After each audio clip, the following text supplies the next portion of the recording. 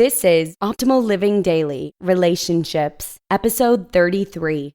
Why do women in their 30s not want to date men in their 40s? By Evan Marc Katz of evanmarckatz.com. And I'm Joss Marie, bringing you some of the best relationship content on the planet every single weekday. And I have a post from Evan Marc Katz of evanmarckatz.com. This is actually pretty similar to the previous article I read from Evan in episode 22, so you may want to check that out too, especially if you like today's content.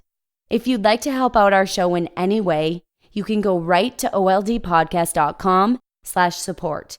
We offer an entire list of ways you can help out, financially or otherwise. Thank you.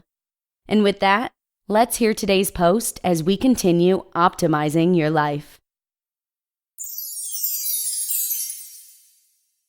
Why do women in their 30s not want to date men in their 40s? By Evan Marc Katz of evanmarckatz.com.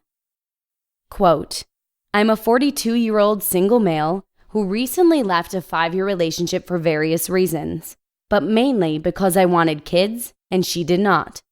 I thought that since I was an attractive, fit, well-educated, financially and emotionally secure guy, that I would have no problem finding a woman in her mid-30s to settle down with and start a family. I have tried a combination of online dating, speed dating, professional singles events, volunteering, happy hours, etc., and have had very few dates over the past year. I thought that online dating would be great, since you are essentially pre-screening people for dates. I have found that I get no responses from any women online, and the only women who respond to my ad are usually much older and don't meet any of my criteria outlined in my profile. I am told that women want to settle down and have kids, etc., but their actions seem to be to the contrary. At singles events, women come in groups and are reluctant to talk to men.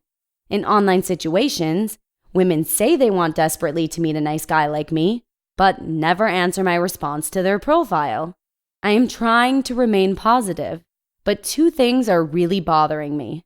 One, that younger women are no longer interested in dating men who are even just slightly 3 to 5 years older than them, and sometimes want to date men 5 to 10 years younger than them.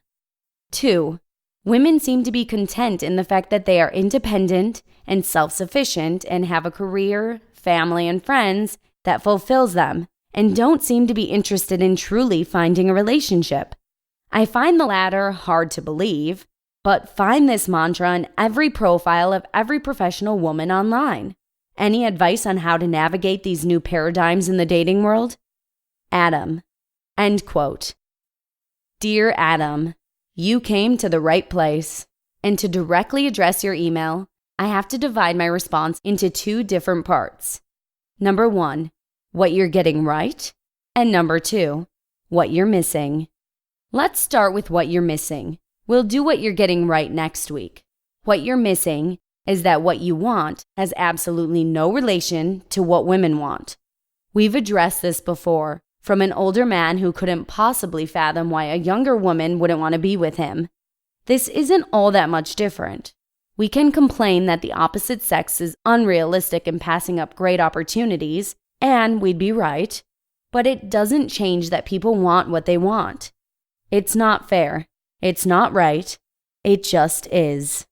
From 25 to 34, men play around a lot. Why? Because they can.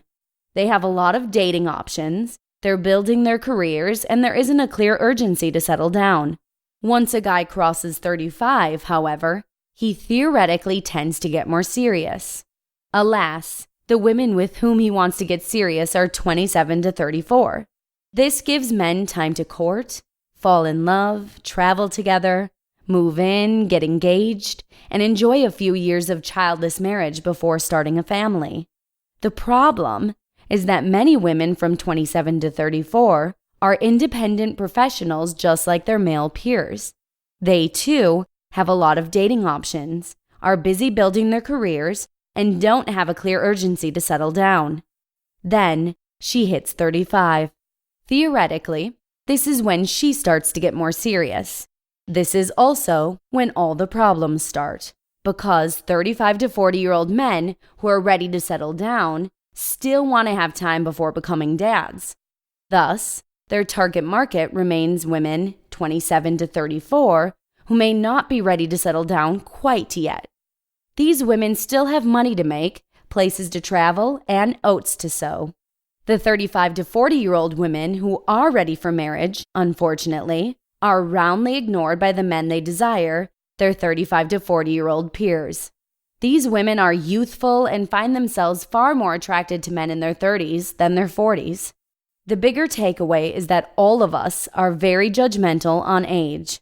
Which brings us to you, Adam. You say you're looking for a woman in her mid-30s. That's perfectly fair, but if none of them are looking for you, your wheelhouse is going to be women in their late 30s to early 40s. Find the people who want you. It's the same exact advice I give to women in their early 40s who want men in their early 40s, except men in their early 40s want women in their 30s, and around we go. I'm being a bit unfair, Adam, because there is a market for a 42-year-old man, and you can certainly be doing better than you're currently doing. Pick up a copy of Finding the One online, and it should make a difference. Seriously. But the bigger takeaway is that all of us are very judgmental on age. To a 34-year-old woman, 42 sounds old. To a 42-year-old man who wants his own biological children, anything above 36 is getting into risky territory. The lesson to all of you younger readers, take your love life seriously when you turn 30, instead of waiting until you're 35 or 40. You just listened to the post titled, Why Do Women in Their 30s Not Want to Date Men in Their 40s? By Evan Marc Katz of evanmarckatz.com. Again, if you enjoyed this post from Evan Marc Katz, then you should totally check out episode 22 by him as well. We aim to bring the best relationship content on the planet right to one spot. If you'd like to give back in any way, please visit our site right at oldpodcast.com/support. And that's a wrap for today. Thank you so much from the Optimal Living Daily family for listening and for all your support. I hope so much to see you again tomorrow on episode 34, where your optimal life awaits. Hello, Life Optimizer. This is Justin Malik, creator and producer of this podcast, but also Optimal Living Daily, the show where I read to you from even more blogs covering finance, productivity, minimalism, personal development, and more from incredible bloggers like Derek Sivers, Zen Habits, Mark and Angel, The Minimalists, and all the ones you hear on this show too. So if you enjoyed today's episode and like taking amazing blogs on the go, come on over to Optimal Living Daily and subscribe to that one too. And together, we'll start optimizing your life. You've been listening to Optimal Living Daily. Be sure to hit the subscribe button to stay up to date on each new episode and head to oldpodcast.com. That's OLDpodcast.com for a free gift as well as more actionable tips and resources to help you maximize your potential. Thanks for joining us, and remember, your optimal life awaits.